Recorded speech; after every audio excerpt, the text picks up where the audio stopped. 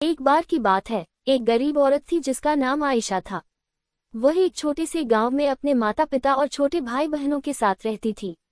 उसके पिता एक किसान थे, लेकिन खेत बहुत उपजाऊ नहीं था और वे अक्सर किसी तरह का गुजारा करते थे। आयशा एक बुद्धिमान और जिज्ञासु लड़की थी। वह अपने आसपास की दुनिया के बारे में जानना पसंद करती थी।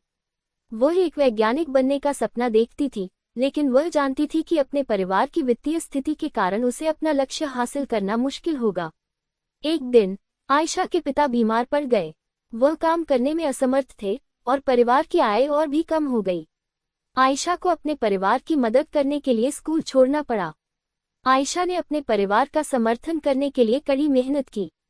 उसने घरों की सफाई और खेतों में काम करने जैसे अजीब अजीब काम किए। उसने स्थानीय बाजार में सब्जियां बेचना भी शुरू किया। अपनी व्यस्त दिनचर्या के बावजूद आयशा ने वैज्ञानिक बनने के अपने सपने को कभी नहीं छोड़ा। वह देर रात तक पढ़ाई करती थी और स्थानीय पुस्तकालय से किताबें उधार लेती थी। उसने घर पर भी अपने स्वयं के प्रयोग करना शुरू कर दिया।